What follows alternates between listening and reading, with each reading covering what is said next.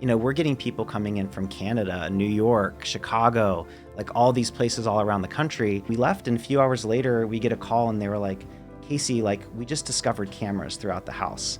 Welcome back to another episode of the Austin Zaback Show. Thank you so much for tuning in. Today we have a very interesting guest. He is actually the founder and the owner of Scottsdale Bachelorette. His name is Casey, and he's a really cool dude. Really honored that I got to interview him. He actually threw 800 Bachelorette parties in 2022. So he completely did the entire itinerary for the weekend for a lot of these bachelorettes, a lot of these maid of honors coming from all over the country to stay in Scottsdale, Arizona. He's working with Airbnb hosts. He's working with the entire hospitality industry, really. And how he's built his company is actually really cool and really unique.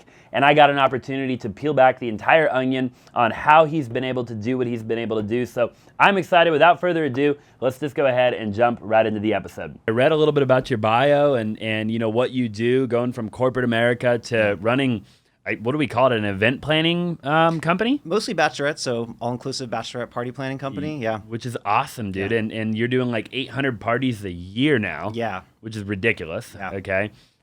We both just got engaged. Yes. I got engaged, you got engaged. Congratulations, yeah. And I was talking to my fiance prior. I was saying, I used an engagement planning company to plan my engagement. And I got me thinking, I was like, man, I wonder how similar, because it was kind of an all-inclusive type thing too, right? Where I had a budget and I was like, here's kind of what I'm thinking, but they did it all, right? Yeah. And I was like, man, I wonder how similar that is to like what you do, Yeah. So I'm excited to jump into the podcast, man. I appreciate you being here. Yeah, thanks for having me. Yeah. So talk to me about, give me a little bit of a background on you. You were in corporate America for a long time. Yeah. Talk to me about that and then how you got into doing what you're doing now. Yeah, so I've always kind of worked in the startup world. So I was born and raised in Pittsburgh, Pennsylvania. I went to school for business. And then when I graduated, I moved out to San Francisco. So my sister still to this day lives out in San Francisco. So I thought that'd be a good move to kind of, go to the West Coast, see what life is like in a different part of the country. And quickly, with San Francisco, Silicon Valley, quickly got kind of sucked into the startup world. And that was sort of became my career and what I worked in. So I worked for a wedding photography company. And then I worked for Yelp, and I was there. I had a nice, really stint there for 6 years. Wow. And that's actually how I ended up moving out to Arizona.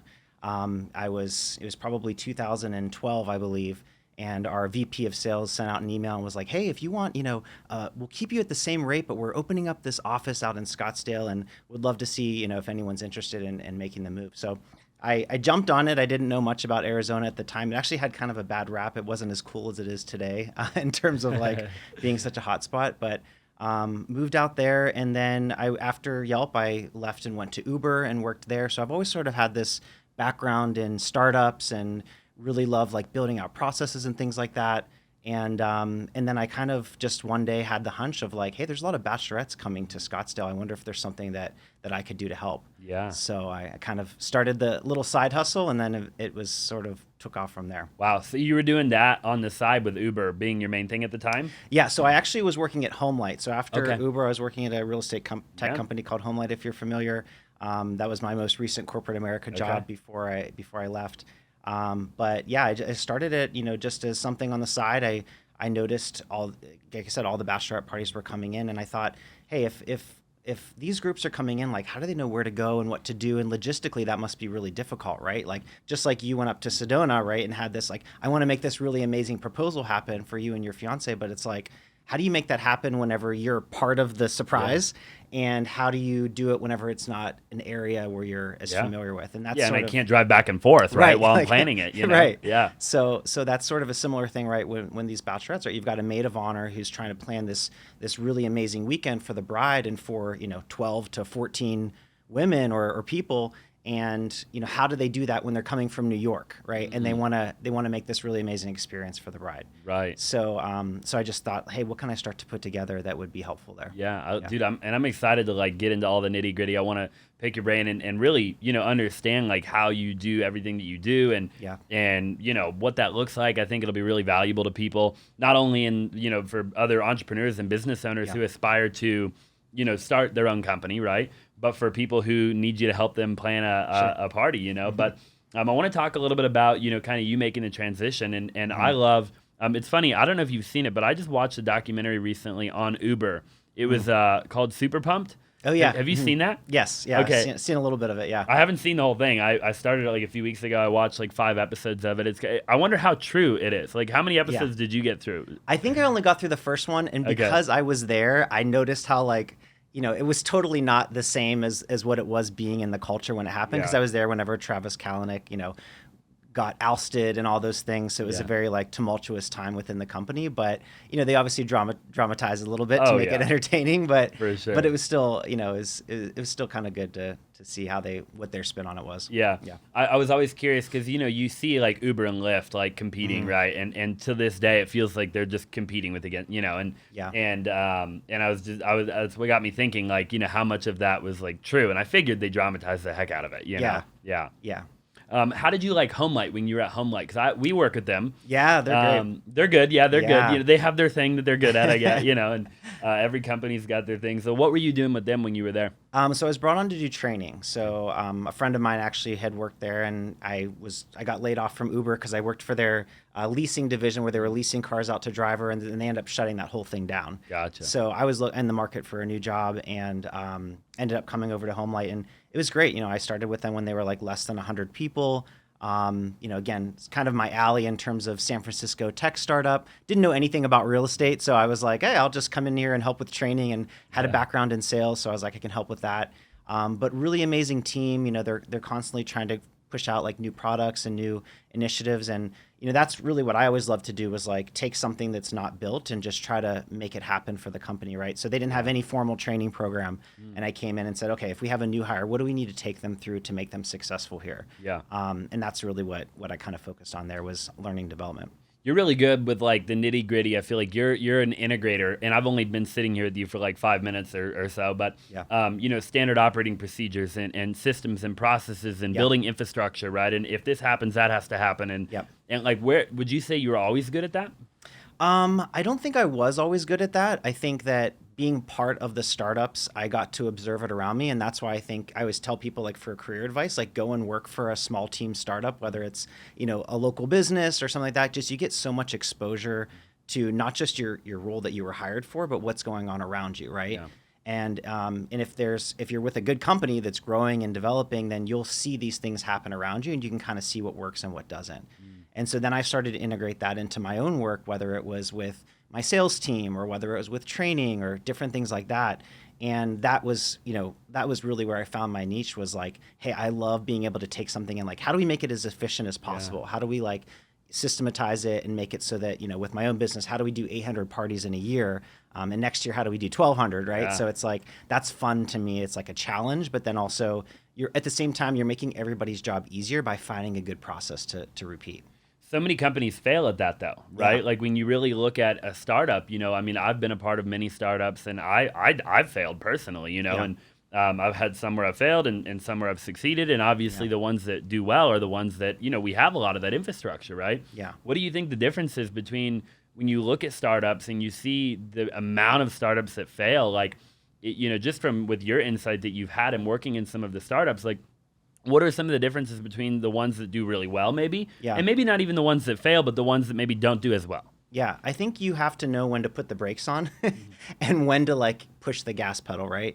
And I think that's really where some startups and some companies fail, is like they just keep trying to go, go, go. And if you have a broken foundation, then everything else kind of crumbles, right? And so I've seen companies where it's like, hey, this process or this isn't working really well, but then all of a sudden they divert their attention to this new shiny thing or a new aspect, a new revenue stream, but you don't have this part figured out yet, right? And so that's where I've kind of learned, like, okay, if something's, before we grow, before we scale even more, are we on a good foundation? Is everything good right now with our core of, our most important things that we're doing? Of course, you can always go back and revisit things later. Nothing's going to be perfect. But if you're trying to do too much too fast, that feels like whenever everything starts falling apart. Yeah. Like, you lose the morale of the team members around you. You yourself feel defeated whenever things aren't going well.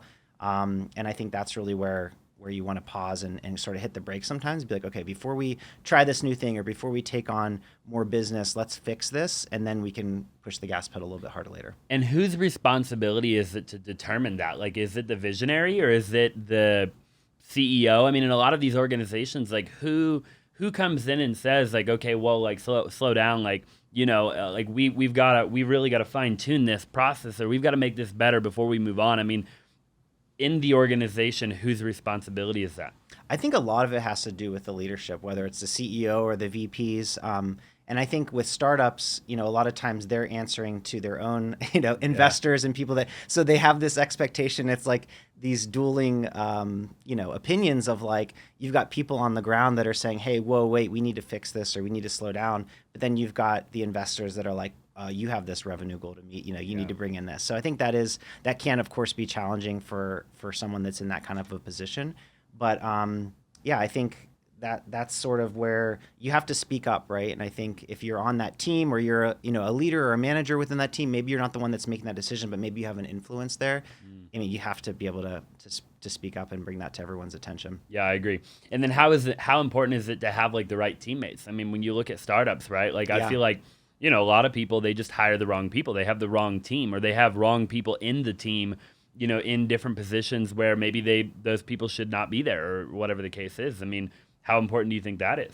I think hiring and finding the right talent is huge. And I think that's, taking your time to find who is the right person for this job, and how do we make sure that we're looking for them being a good fit whenever you bring them in. And then also when you bring them in, like, what are you doing to get them better and get them to where you need them to be, right? And I think that's really where, for me, from my background in learning development, especially at Yelp, where we were at a point where we were hiring like 40 to 60 people a month at one point, to like, because we not only had, growth, but we also had some retention issues at the time, right? So it was like, how do we make sure that the people that we're bringing, that they're successful? And not every person that you bring onto your team might be a rock star right away, right? It's like sometimes they're a little rusty, but you can't just be like, they're not good, like, either write them off or fire them or whatever. What can you do to, like, as their manager, or sit down and be like, okay, well, here's where you're deficient. Let me help you get to where you need to be. And then at some point, if they're not developing or whatever, then it's probably time to cut that person loose, and they're not a good fit. But, I think if you're on that team, it's like, what is everyone else doing to help, raise the boat for them? And that's really culture, right? I mean, like when you think about building a good culture and creating a dynamic, an environment where people can thrive and succeed and achieve their goals and dreams, right? It starts at the top, right? And it starts at the leadership level, and then works itself all the way back down through all of the people, all the way at the bottom level, right? Yeah. And if you don't have, but a lot of it does go back to the foundation and the morals and the values I think that people have, and what's the intent of what's the organization's goal? I mean, there's so much that goes into like doing that, right? Yeah. And I think that's, you probably just in talking to you, and I'm excited to dive into it, but in you working at Yelp and Homelight and all these different places, I think when you went and finally did your event planning, well, I shouldn't call it event planning now, but when you started building this company, right? You achieved really big success, right? Yeah. But you understand how to run a company, right? Yeah. And that's what I think probably, and I'm excited to talk about it, but allowed you to get to 800, events in 1 year, which is astronomical, by the way. I mean, that's an event, that's 3 events a day, every day. Yeah. Almost. Well, 2 for sure. Yeah. So talk to me about that evolution. So you come here, you're like, man, you see this need in the marketplace, which is so interesting, right? Yeah. Because that's a true entrepreneur, right? You see a need in a marketplace and you say, hey, how can I solve the need, right? Yeah. How can I provide value to the marketplace? And you get paid in direct proportion with the value you bring to the marketplace, right? Yeah. And so you see the need and you're like, man, I really think, you laid it out perfectly a little while ago, right? The maid of honor who's trying to plan for the Bachelorette in New York, they're coming here. How the heck do we make this perfect, right? Yeah. What's like step one for you? And you say you started as a side hustle. So walk me through kind of the beginning stages of starting it. Yeah. And so when I first started, I had no idea what my product or service was really going to be. I think anytime you start a business, it's wrong to jump and think like, oh, this is exactly what it's going to be, and this is what people need and want. You kind of have to let your customers tell you what they need and want. So for me, I started off with like, okay, let me just throw up some services. I'll create a website. I've always had an interest in, tinkering with like graphic design or websites. I created an Instagram page. I was posting just like, they weren't my photos. They were just random photos of Scottsdale and of like stock photos of bachelorettes, and, used hashtags and things like that to at least, bring people in the door to say, hey, listen, we are a company that offers bachelorette services. And my idea was, I'm local here. I know the area. I know restaurants. I know nightlife. I can provide like an itinerary planning service, right? Where it's like I can help them figure out where to go and what to do. And for me, that's actually something I hate when I go to a new city. Is like, like we just went on this trip to Thailand, and I don't want to sit for hours and look up like what are the best places to go and how do I get from here to there. And so, we hired someone to plan the itinerary for us, and it was perfect. So I thought that would be like the number one thing that I would be doing. I never had any ambitions of like taking it full time. I just thought this is interesting to do, on the side for an extra couple $100. And then quickly what I realized is, there were groups that are like, hey, could we send you a box full of decorations and you go in and set them up for us at the Airbnb? And I was like, sure, so I can do that. And then, that started happening a lot. And then here we are with like, me and one of my other coworkers, like spending hours setting up these like crazy decorations that someone sent us. And you can kind of feel like this isn't working, right? Like something about this isn't working. This could be better. And I think that's like what I've always had a pulse on of like, you can feel when something's working and when there's friction and when it's not. Yep. So, I just kind of had this thought of like, well, what if I provided the decorations, right? Instead of getting all these boxes and like, I don't know what I'm getting and there's, different varying amounts. I don't know how long this is going to take. What if I just made the decorations ourselves? And what if we made them better than this, Amazon crap that they're sending? Yeah. So, fabric backdrops, neon signs, amazing high quality pool floats, like all these things that they probably wouldn't make the investment in that I know I can reuse week over week. And then create these, sort of packages. And that's really when the business started to take off is, not only do I solve this need now, but like now this person doesn't even have to go and shop for their own decorations. Wow. Now we provide all that for them.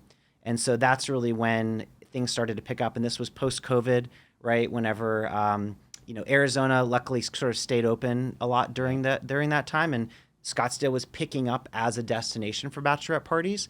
And then here we come along and start offering this, package service where someone just says like, I want that, I want the final fiesta, or I want the Scottsdale before the veil. And then that's it. They give us the money, we show up and we do everything for them and they didn't have to lift a finger. Wow. And so I think that's really when things started to pick up.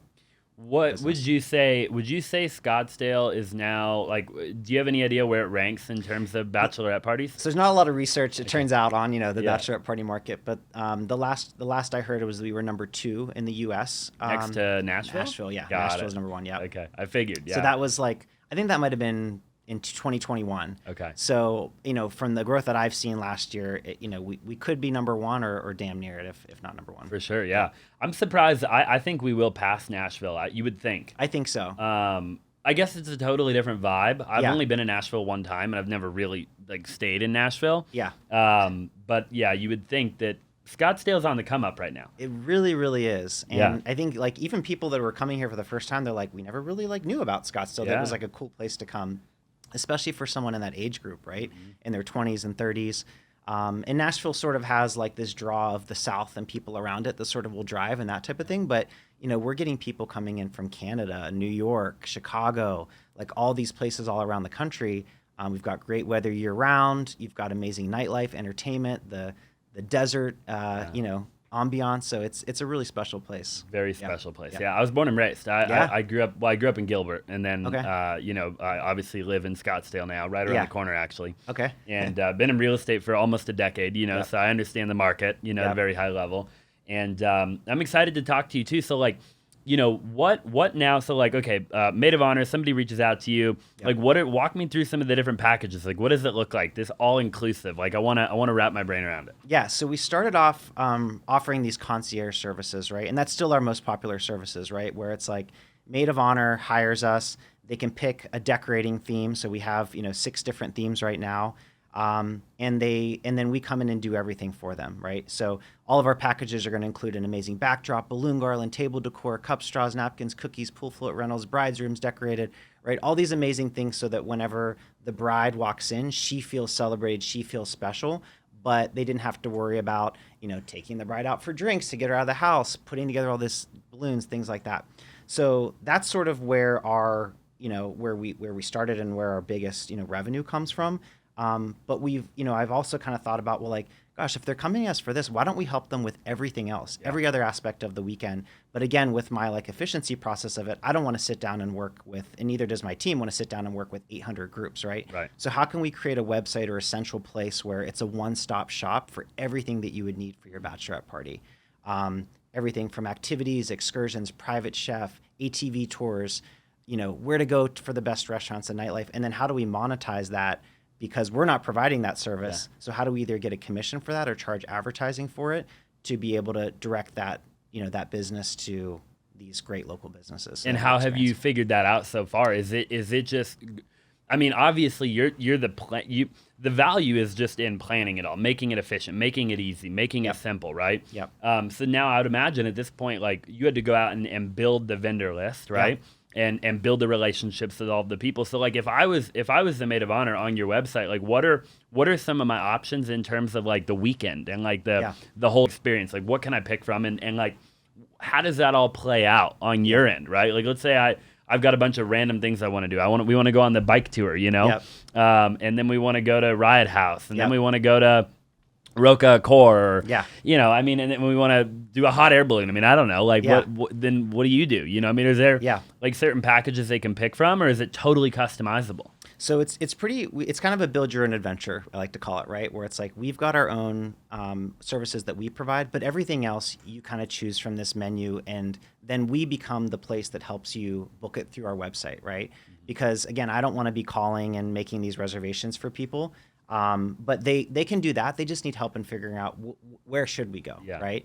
And so what we've done is through our website, you can request to book different at-home experiences and activities and excursions. So let's say that, for instance, you've got a group that they book us for decorating. They also booked us for kitchen stocking, by the way, right? Okay. So we're picking up their fries order. We're taking it to the house, stocking the Airbnb.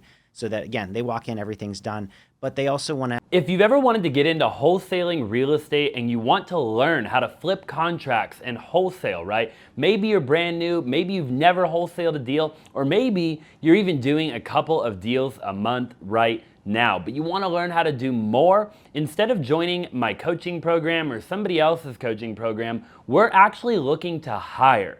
So go ahead and message me 480-418-5339 and send me a text message opportunity, okay? So if you want to work with me, you want to work with my incredible team, you want all of our leads, you want all of our systems, all of our processes, everything, right? And I've done about 2,000 wholesale deals in my career, then go ahead, shoot me a text, 480-418-5339, and message me opportunity. And look, especially if you're in my state, okay, the state of Arizona. If you live in Arizona and you want to get into wholesaling, this especially is an opportunity for you because you can come sit right in this office with my entire team and be a part of one of the biggest wholesaling companies in the country. I look forward to talking to you. Have some really cool experiences at this Airbnb that they've got, right? Maybe they want to hire the Cabana Boys to come and, have an at-home pool party type of a thing, and they want to have a private chef one night to have a really special dinner for the bride. Well, rather than having to go and find a private chef and find who's someone we can hire for this, we just have it on our website, and then they can click a button, select the date and time that they want to do it, and then that gets sent off as an inquiry to that specific business. Okay, so it gets sent off as an inquiry because my entrepreneur mind is going now, right? Yeah. And I'm like, if you book on their behalf, then you have a payment problem potentially, right? If they don't pay or they no-show or they cancel, you're left with the tab, right? Yep. So it almost, with a lot of this stuff, unless you're the one providing the actual service, they have to book directly with the vendor, I would imagine. Yeah, so they're always booking directly with the vendor. There's some places that have affiliate links, right? So if they work with a platform like Fair Harbor or something like that, we can just get an affiliate referral for them. Clicking a button takes them into their platform, and then we get that commission.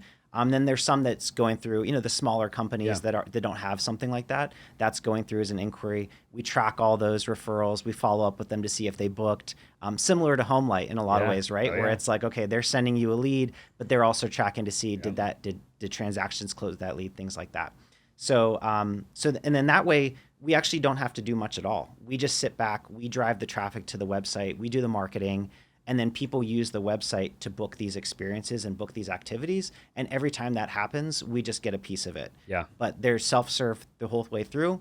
And the the actual vendor is the one that's taking care of all the booking. for Wow. them. Yeah. What does your team look like now? Like, how big of a team do you have? So we've got 10. So Okay. so small but mighty.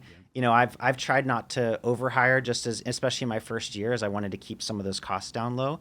But I've got 2 full-time employees. So I've got a client experience manager as well as an internal operations manager. And my client experience manager really helps with all of the client communication, right? So if they've got a question after booking, we need to coordinate with them to get the code, things like that. They're the one that's making that go really smoothly. Following up to get reviews, just making sure that they're satisfied, things like that. Internal operations manager, that's going to be a lot of like inventory, making sure that like we're prepped for the week, that we've got all of our parties set up. And then we've got, you know, a host of other employees that are part-time that are helping us with the actual boots on the ground, going into the Airbnb, setting up, picking up the groceries, taking them to the house, putting those away. That's really where the bulk of our work is, because everyone's coming in on like a Thursday or a Friday, and we've got like a small window of time to get as many parties as we can done in those days. Then are you communicating with like the Airbnb host? Like, how does all of that work? Sometimes. So a lot of times what happens is we just have the client give us the code once they get it from the Airbnb host, and then we'll go in and set it up using the code to let ourselves in. We lock up when we're done, let the client know we're done, and then boom, they walk in and they have this amazing you know, surprise experience. But what we've tried to do more and more is develop these Airbnb partnerships. Right. Because what happens is it's a two-way street. We get, you know, about 100,000 visitors to our website every year, and they're trying to market their Airbnbs to these groups. But then we also want them to market our services to their guests whenever they book. So what we've done is we've built this, you know, relationship with a lot of Airbnb hosts and property management companies to say, great, we're going to put you on our website as a preferred Airbnb. In exchange, we want early access to the house. We want our own code in a lot of cases. That way we just leave the client out of it for having those logistical things. And we also want you to recommend our services anytime someone books for a bachelorette, for a 30th birthday party, for a 40th birthday party, whatever celebration. Let them know that we exist and that we can help them out, and hopefully they book us. I love that. And how has that been going so far? Like having those relationships, has that been how many of your bookings now are with one of the relationships that you have compared to like how many go to your website and they're like, hey, we already booked an Airbnb?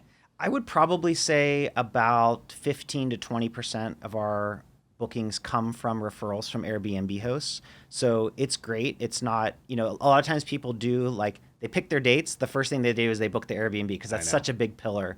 But we're lucky enough where, you know, because we're Scottsdale Bachelorette, when someone searches Scottsdale Bachelorette or Scottsdale Bachelorette Party, we're the first organic result that comes up. So, you know, wherever they're at, if they're just thinking about coming to Scottsdale, then they come to our website and then they see the Airbnb. So hopefully we can get out there and be, you know, one of the reasons why they choose a specific Airbnb. Yeah, and then that would be the goal, right? To have the other 80%, hey, they come to you first. Yeah. And you're like, well, hey, here's a list of the best Airbnbs that we know Exactly. exist. And you'll have a great experience. Which of these ones would you like to book? And we'll point you in the right direction or whatever, right? Yeah.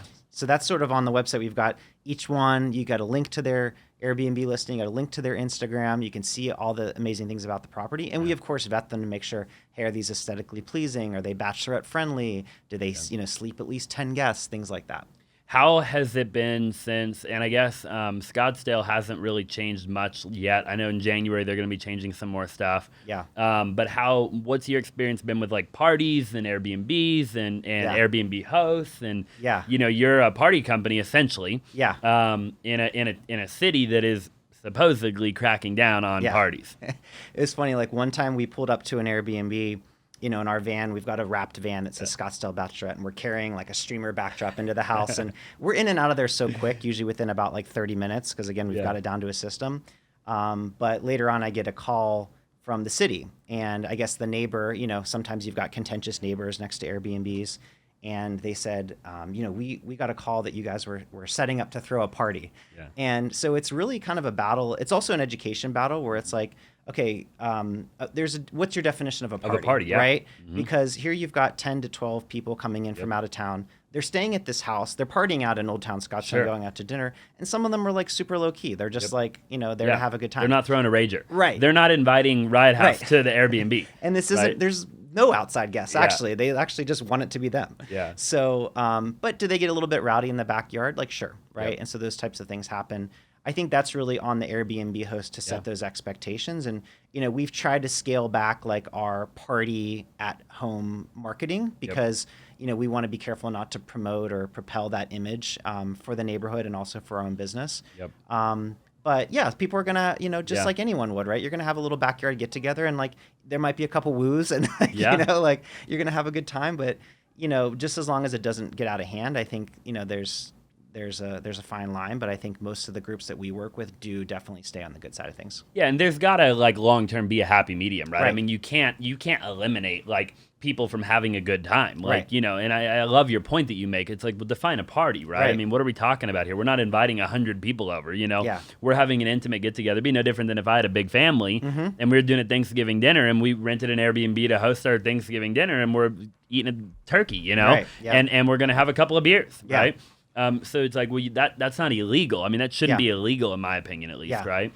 And but the world is a crazy place we're living in right now. And neighbors and everybody want to complain, and it's very interesting. So have you ever thought about getting into the Airbnb space yourself?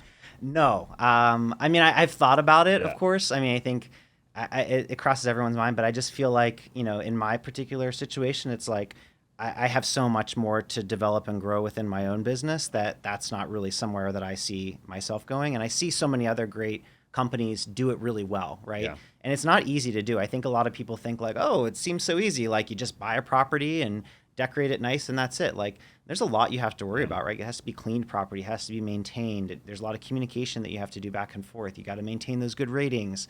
And there's a lot of competition. So you can't just do it, half-assed. You have to do a really good job at it in order to be sustainable and have it as a business. So when I think about adding that into all the other things that we're doing, it's a hard pass for me right now. But I think it's great. I think people that get into it are, if they love it and they're good at it, then it's great. And we ride off that business too, right? Because it's like we don't do any hotels. We do all Airbnbs, and that's really one of the draws too for people coming in, is because they get to have this amazing at-home experience with their closest groups of friends and family members in the privacy of a rental home in a beautiful place. Right. I love that. Have you ever done a hotel? We did do a hotel.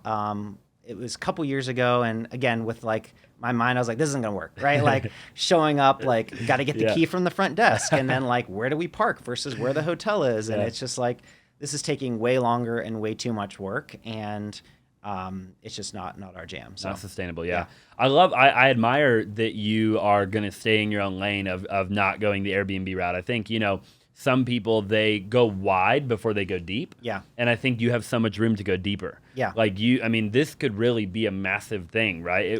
Even way more massive than it already is. And don't get me wrong, 800 parties a year is massive, right? Yeah. But as you know, even in just talking to you, I think it could be way bigger than that. Yeah. And I think there's more that you could probably even do. Have you thought about going nationwide eventually? I'm sure that is something you've put a tiny bit of thought into. Yeah, so we did open up in another city in Palm Springs, under the, obviously can't do Scottsdale Bachelorette, sure, so we did Epic Bachelorette, and we picked a name that we could eventually move to other cities on. But again, last August is when I quit my full-time job to take Scottsdale Bachelorette full-time. So it was really, this was my first year doing this full-time. And when Scottsdale, when I started to see the bookings come in January for the year, I was like, holy shit, like I need to double down on this. I can't really, take my eye off of just, making sure, again, that this goes really well. Going back to my point of like making sure everything's really smooth so it can be, duplicating other markets. And we actually had a great, we did 30 parties in Palm Springs this year without putting much, too much attention into it. Yeah. So there's opportunities in other markets for sure. I think what's happening though is, there's other companies in those cities that have caught on to this being a market and have started, probably have a head start on us. Yep. But so it's a matter of like, hey, which markets would we want to go into?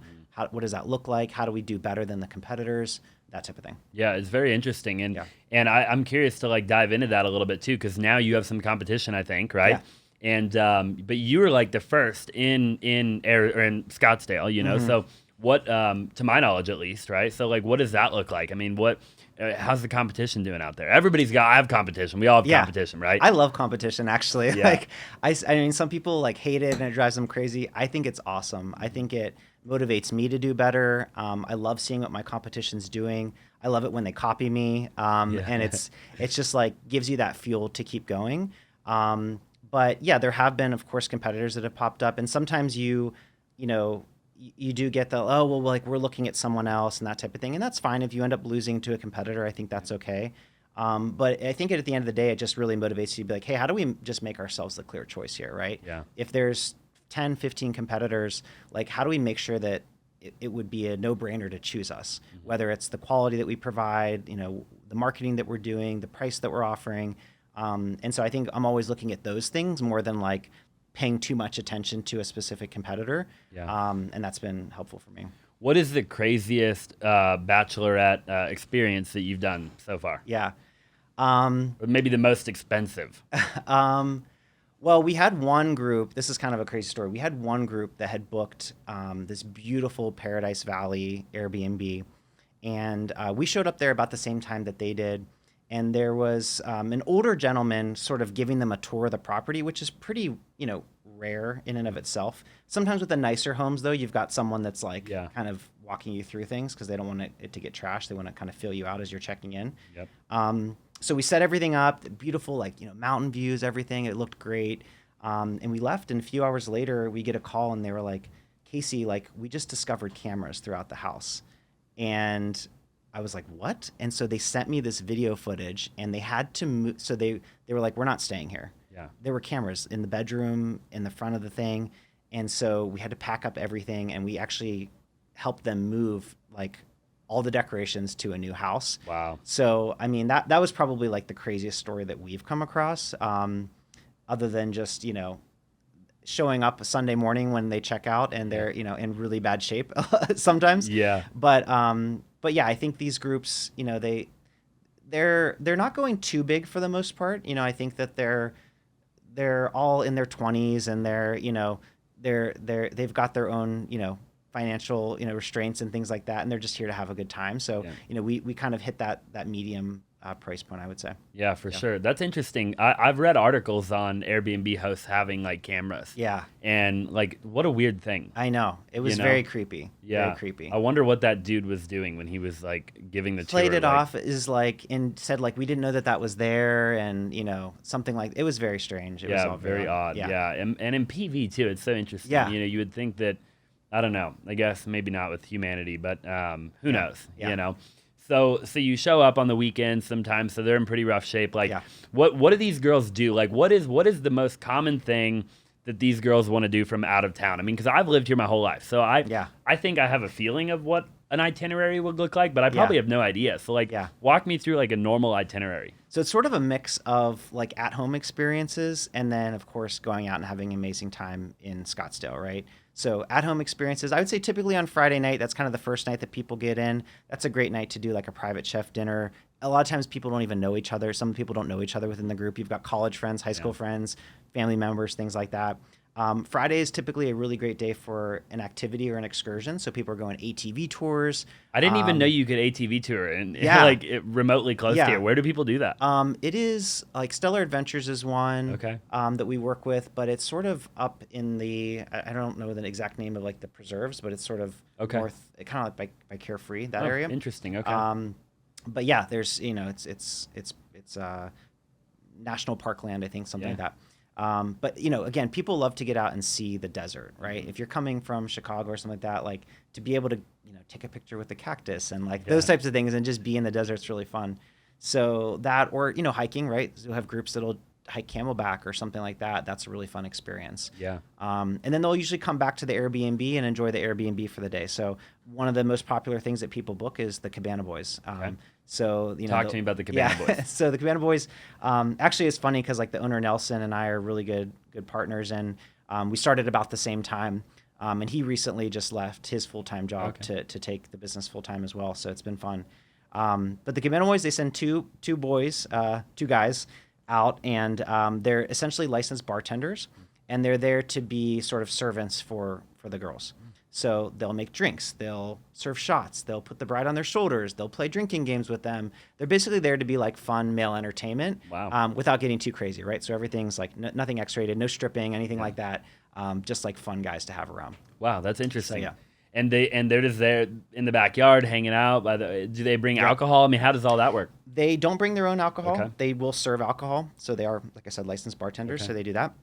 But they're really just there. They're hype men. They're Spotify DJs, right? Wow. So they're there, and the girls are just having a great time, and champagne showers, those types of things, right? So they're another example of a business that's got to like kind of try to mitigate the party vibe, right? Make sure everyone's having a good time, but like making sure it doesn't get too crazy so the neighbors don't complain, because of course they want to be welcome back too, right? And they want to not have they want to run a sustainable company too, right? Yep. Like, I mean, a lot of this is reputation, and okay, like Scottsdale's only so big, right? There's there's the Cabana Boys, there's a handful of people that own Airbnbs and property management companies, and you have the city, and everybody's got to play nice to a certain degree, right? I mean, everybody's got to get along, So, okay, so people love the ATV tours. They love doing the Cabana Boys. Friday's a good night to hang out at the Airbnb a lot of times. Yeah, Friday during the day, and they're going out Friday night. That's usually the big night out, right? So you've got your big dinner, getting dressed up, maybe getting a party bus to take you out to Toca Madera or Maple and Ash for a really nice upscale dinner, and then, of course, out and getting crazy in Old Town that night. Yep. And so we can help with that. And then, of course, Saturday is typically a pool party day, right, where they're going to the W or Maya, something like that. And then usually maybe a brunch before that, and then something a little bit more low-key Saturday night, because they're usually wasted from partying during the day. And, for sure. And two hardcore days of partying, and then usually check out and fly home on Sunday. And they're just hanging out and having a good time. Where do they go for brunch? Like, I'm just so curious. Like, what do people do? Yeah, so the Montauk is really popular. It's a mix of like great food, great ambiance, and then also like great Instagram, right? Because I think that's sort of what's sort of propelled a lot of this is like, if you think about bachelorette parties, like it used to just be like the night before a wedding, like they would go out to a local bar and that was it. Yeah. And now it's really blown up into this like massive thing where it's like, getting your friends together, having these really amazing experiences, picking a great location. And of course, with that goes really, really amazing restaurants. So the Canal Club's another one that's very popular. popular. Of that one. That's inside the Scott Resort. Okay. That's a really popular one. It's like a Havana style restaurant. Sumo Maya is a really popular, right? Yep. Yeah. So those are great places as well. So what's the breakfast place? They do like brunch. They have the DJ, but it's like in the morning. And they got the bar, the Bloody Mary bar, Hash Kitchen. Hash Kitchen, yeah. That's got to be a big one. That's a big one too, but they don't take reservations. Interesting. So that's sort of another thing too, right? know that. So you've got 10, 12, 14 people. How long is it you have up. to wait? You already have to wait whenever you go for like 2 people or 4 people, right? So that can be tough. Probably too. not as see like information like that, right? Yeah. Is the value you guys bring to the table? Yeah. Like I wouldn't have known, that. Yeah. I mean, I would have had and if I was coming from out of state, I would have never known about Hash Kitchen to begin with. Right. But then once I found out about Hash Kitchen, I would have just assumed they took reservations. Yep. Obviously they don't, know. So I feel like that's where you guys bring a lot of value as well. Yeah. What are some of the different price points in your company right now? Yeah, so we start as low as, we have a decor service that's about $500. That's like a very minimal bare bones thing.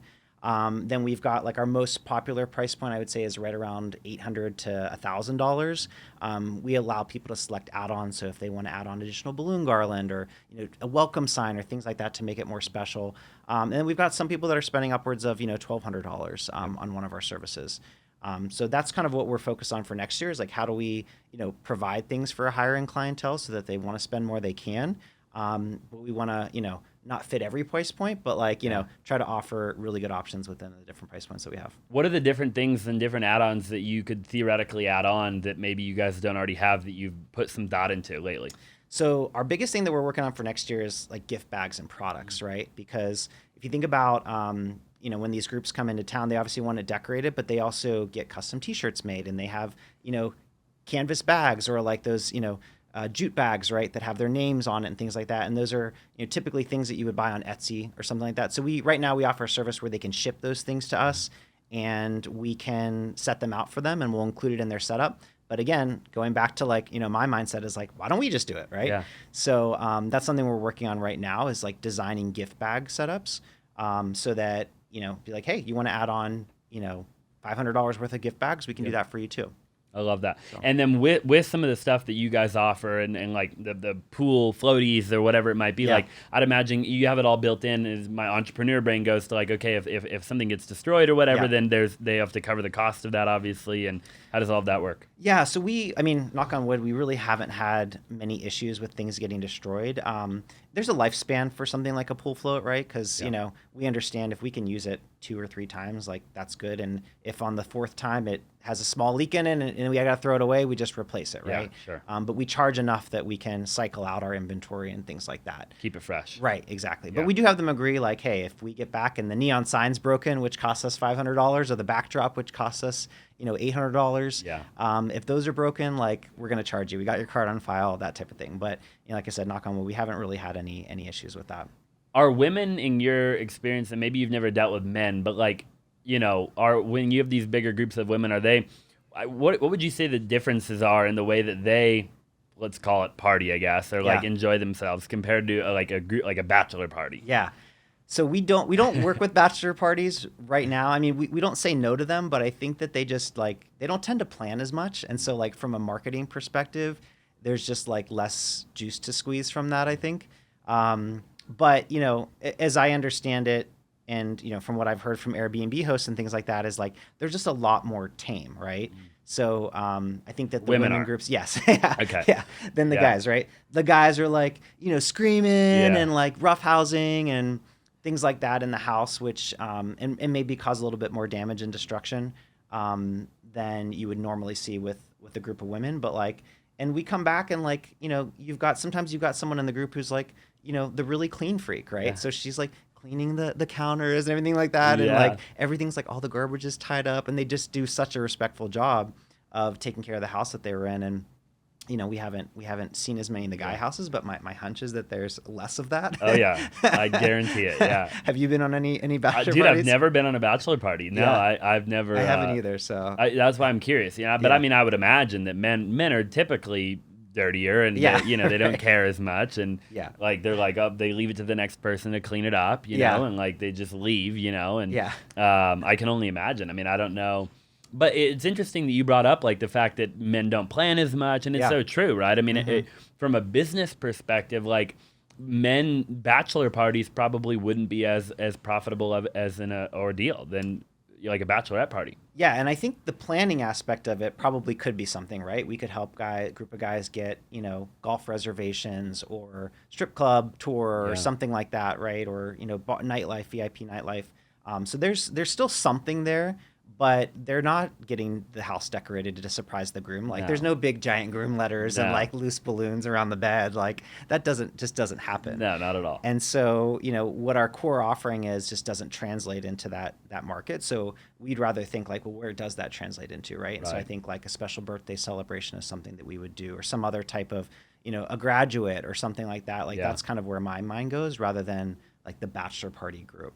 Yeah, 100%. I mean, and it's depending on the group. I mean, eventually you could have relationships with exotic car rental companies. I mean, you could, you know, hey, you want a 458 Italia to drive around for the weekend or whatever. Like, we'll make sure it's in the driveway when you show up. Like, you know, I mean, who knows, right? I mean, and then you have affiliates with those, you know, you have the vendors, right? Yeah. And you're able to connect the dots and plan it, and those are just like random ideas. But I mean, and it makes you wonder too, like from a business perspective, do you just go even deeper on the Bachelorette? Yeah. And go from 800 parties to 1,600 parties, and maybe even have more packages and more things, more add-ons? Yeah. Or do you start to do other things? Like, what's the right answer there? And have you thought much about that? Yeah, I think it's a combination of both. Like, I think for us, you know, what I want to get better at is like not saying no whenever a group wants to book us, that, you know, whether it's because of capacity or because of like a theme that they want that we don't have yet.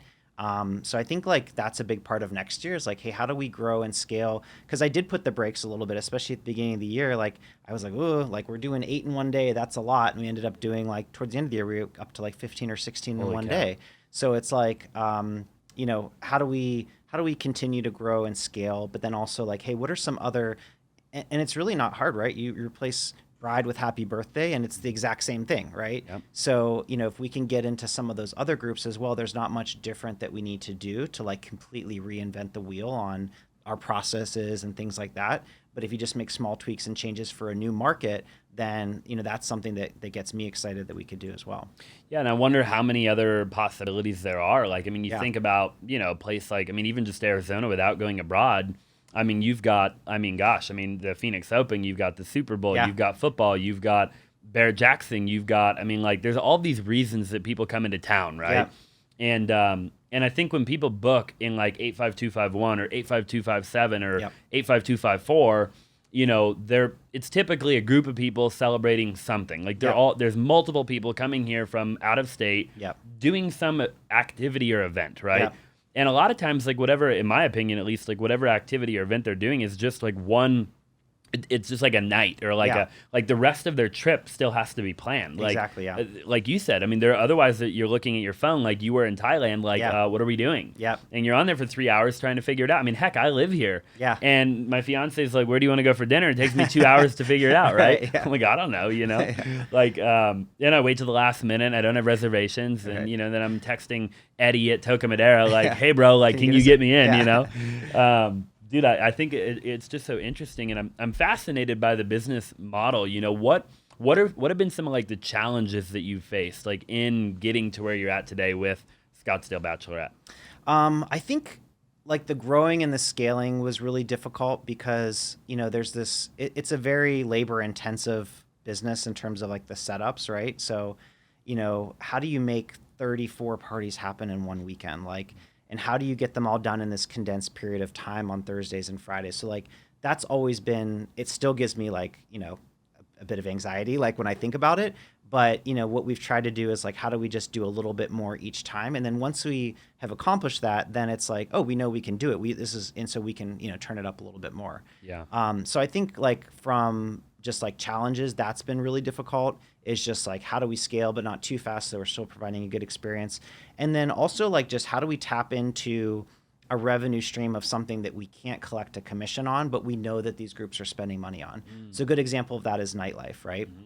So, when I first started off, I was like, yeah, we'll help people get VIP nightlife reservations, right? So I was working with a promoter. The promoter obviously had a direct in for the, nightclub, but it was like, where was my The kickback, promoter was right? getting paid. Right. The promoter was getting paid. I wasn't getting paid. So I was like, can I become a promoter? Yeah. And then what I quickly realized is like, again, do I want to be involved with all these direct reservations or is there a different way to monetize this?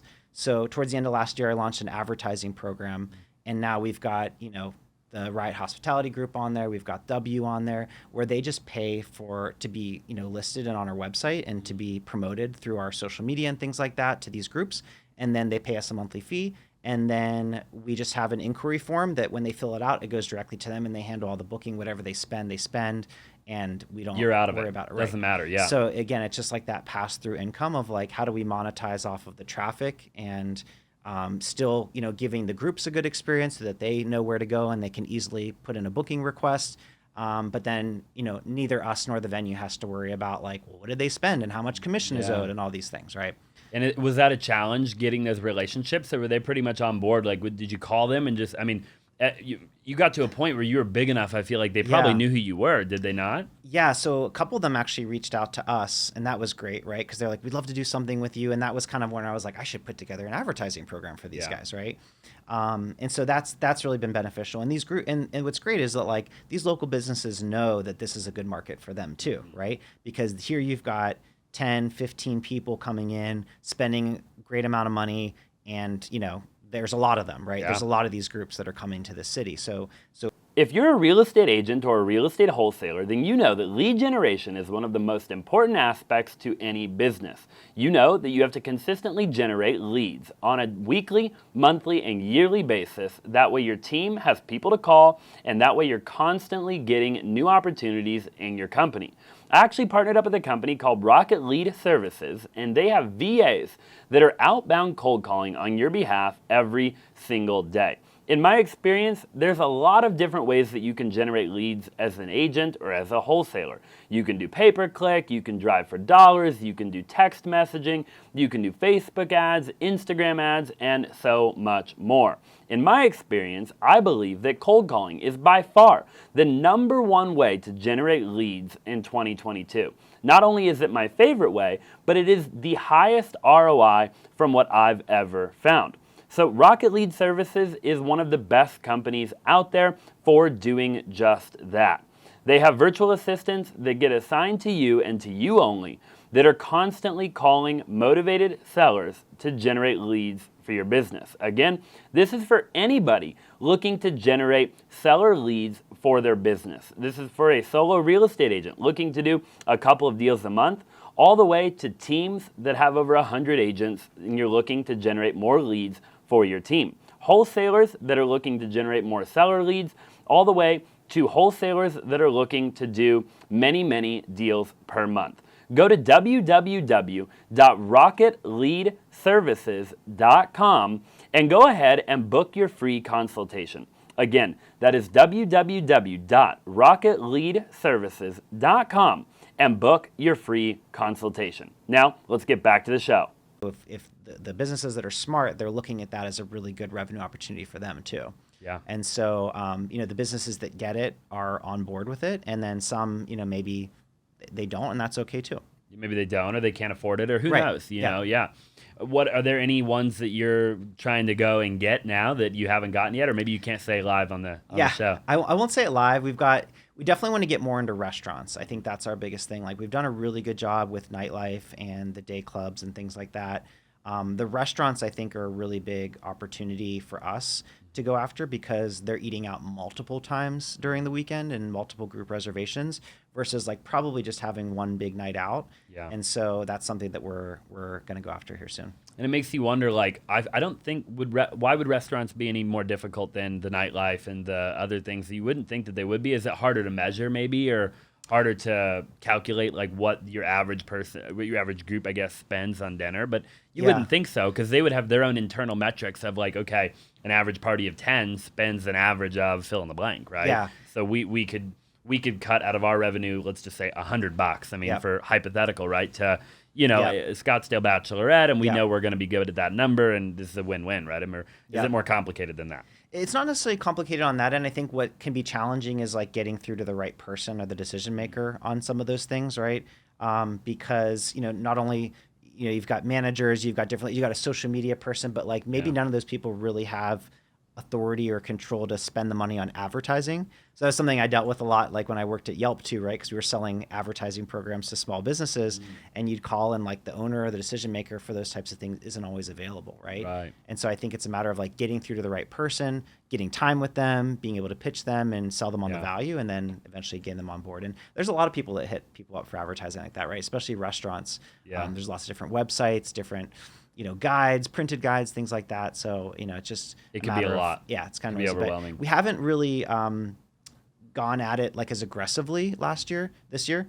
So I think next year we'll do it a little bit more. Now that we have we've got the advertising program in place. We've got a few sponsors that have done really well with the program. And so now we can translate that success and be able to have a story to tell when we go to others. How did you get ranked as number one with SEO? Was that just because you were like first mover's advantage, or was it like you strategically had an SEO plan of attack to actually rank, and get? I mean, because 100,000 visitors. What did you say? How often was that? In the year, so about 10 to 12,000 a month. Yeah, so we get really great traffic, which has been great for our business, but then also for being able to build the case for something like an advertising program, right? Sure. I picked the name Scottsdale Bachelorette because I wanted to pick something that people would search. How was that unavailable, or how was that not taken?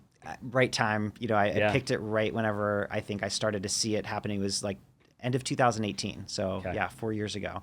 And just grabbed the domain and registered the name, a business name, Scottsdale Bachelorette, and got the logo all taken care of and everything. And again, just created it and said let me just see what happens, right? And I think between the the name of it, but then also like we've had been blessed to be like linked through other things. Like we were featured in the New York Times, right? And so the New York Times did a really amazing story earlier this year on Scottsdale being a great destination for bachelorette parties. And we got a link from the New York Times to our website, Wow. right? So you add that with like different press sets, things like that. Those backlinks really have helped us. And then we are going to start going into blogs going into next year so that, those are a great way to like, and really good content for our visitors as well. Yeah, what type of content are you currently doing on like Instagram, and like do you guys have like a business page on multiple different platforms, or just like Instagram? We focus primarily on Instagram, and we are on TikTok. We do some TikTok things, but TikTok has been just a little bit of a not something that our team is like super familiar with to make it really great, I think. Yeah. It's very, very confusing too. Like, I don't know, just how you could have one video that blows up, but it's like, if it's going to people in Idaho that aren't getting married, it's like, it doesn't matter. Right. Yep. So, I think we're constantly looking at that. Instagram though has been awesome. That's been like our bread and butter, but we have to also pay attention to where the shift is going, which, Instagram is losing an audience to TikTok. So we need to be there as well. So like when we do TikTok things, we try to focus on like our captions, what we're saying in the video, so that later on when people search that, because again, that's sort of where I think the value for us being on TikTok is not just because we're not selling products online where people can just buy it if they come across it. It's like we have a very specific audience of people that are coming, that are celebrating a bachelorette within the next year, and that they're going to come to Scottsdale. So if we can get people that are searching Scottsdale Bachelorette, Scottsdale Bachelorette Party on TikTok and have our content come up there, that's what I want, right? Yeah. So more to come on the TikTok thing. Instagram's been awesome for us. We recently, actually earlier this year, we had one of our bachelorette parties, someone in the bachelorette party created this awesome reel. Her name's Laura with L Marketing.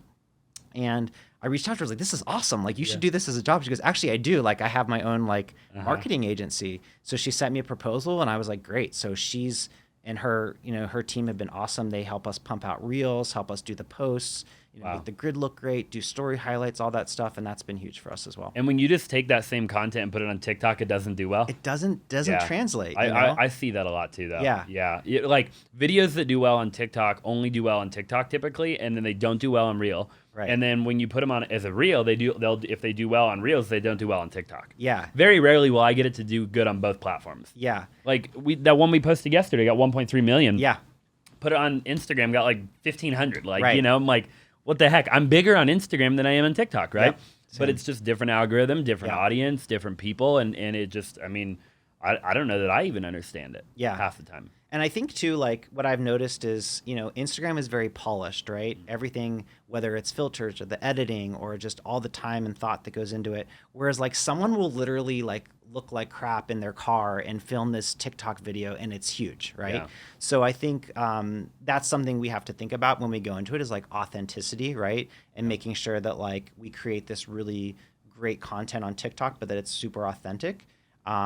And that it doesn't look like over polished or over staged, and seeing how that does, right? Yeah. I think that's something as well. And then I agree. also just like, something I learned is people are going to TikTok either to be entertained or to be informed. Mm-hmm. And so if your video is just like, it looks cool, but it doesn't hit those points, like people aren't going to engage with it. Agreed. Yeah, the view duration's not going to be there, and then therefore it's not going to hit the algorithm. Yeah. Yeah. Do you guys have an office right now, or is it virtual? Okay, you do. And is it like a warehouse? Like I'd imagine, how much actual physical like products do you have to store? Yeah. So what the space we actually need for is like all the work, like all the balloons that we blow up. So we are in near Old Town, kind of like South Scottsdale, and we actually have a retail space. So we started off in like a smaller retail space. We moved to another one within that plaza that was bigger.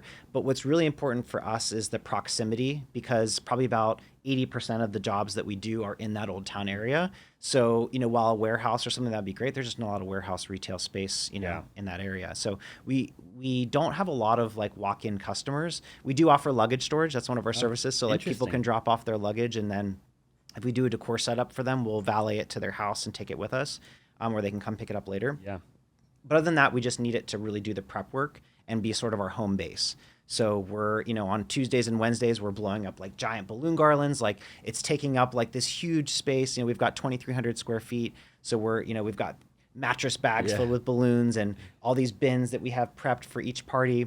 So that's really what we need the space for. And then we're loading up the van, going out there, doing the setup, coming back and reloading. That's sort of our Thursday and Friday like hustle throughout the day. That's a lot. I mean, if you think about it, but it sounds like you have it pretty much dialed in. Like what would be some efficiencies or I guess inefficiencies as of now that you think could be more efficient in the future? Like what would that be?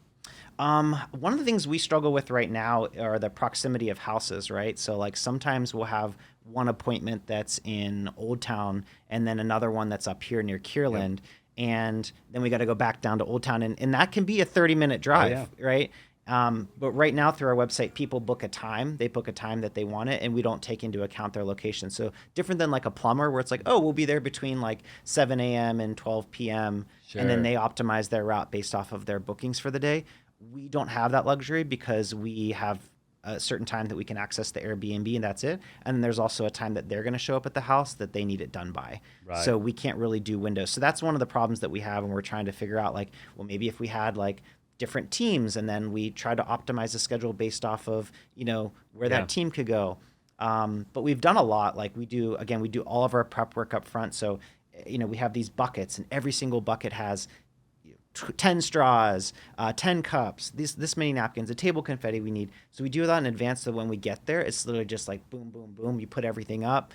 We blew up all the balloons in advance, and then that's how we really maximize our efficiency like on those setup days. You said you would go and get do a food run or like alcohol run for them too, right? Is that a part of like, do you do that beforehand, like when you're going to set up? Yeah. So we have like a car split off, right? So we've got the van that has all of our like decor setups. We'll have that van go, and then we'll have a car split off to do the grocery pickup, pick it up from Fry's, take it to the house, stock it away. So that's sort of like one person's typically dedicated task for the day is to do this. Yeah. And do they order the fries or do you guys order it? They order it. Okay. So that way that helps us get around like, well, we're not purchasing the alcohol, that type of thing.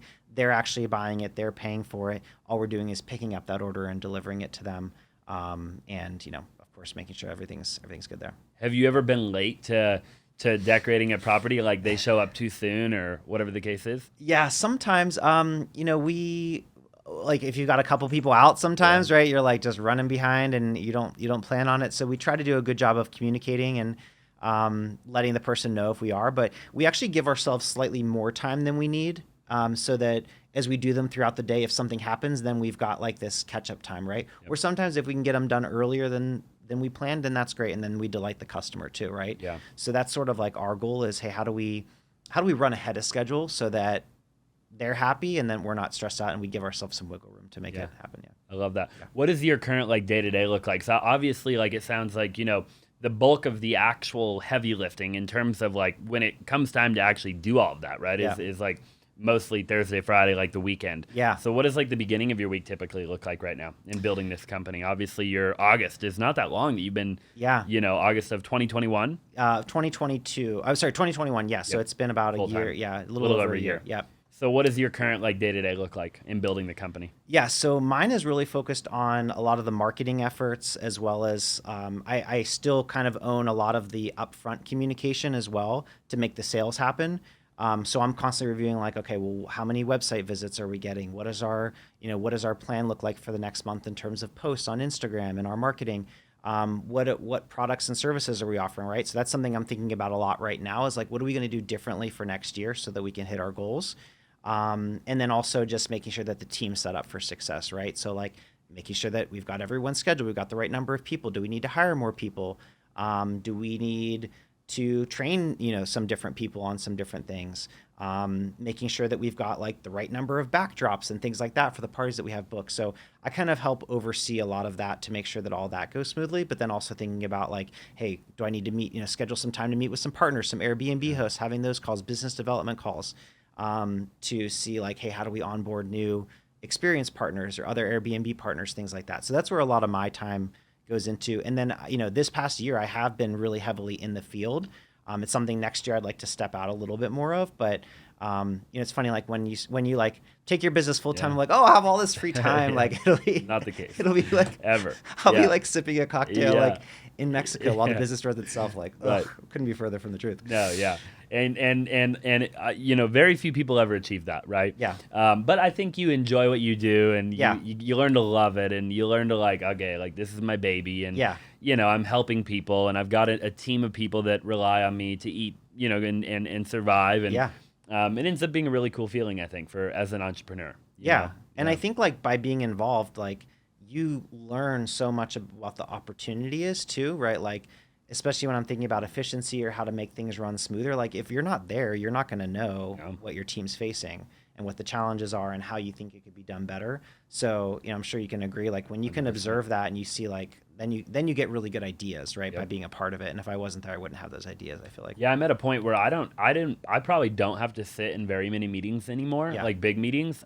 Yet I pretty much sit in all of them. And I Yeah. told my team the other day, actually, like we did like a production meeting, and I was telling them, I was like, actually, like if you could put on my calendar like more meetings that you guys are doing without me, like I want to be in more of them. Yeah. Because a lot of my content ideas, even, and a lot of like the big picture ideas that I have for like the companies and stuff, like I get by sitting in the meeting. I don't even say anything a lot of the times now, right? Like Yeah. I was in like 2 meetings the other day, and I didn't say a single word. Like Yeah. at the very end, they were like, Austin, do you have anything to say?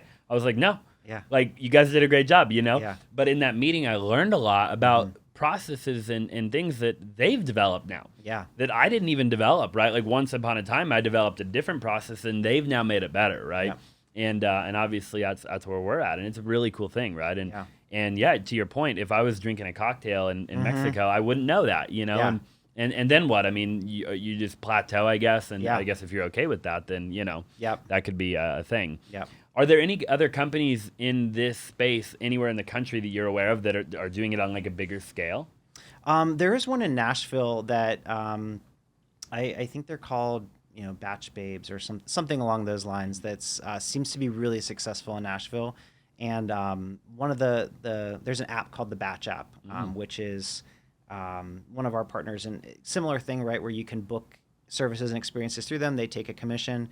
But we're sort of been deepening our partnership over the last couple months with them, and they said that that company in particular, Batch Babes, has been really good at.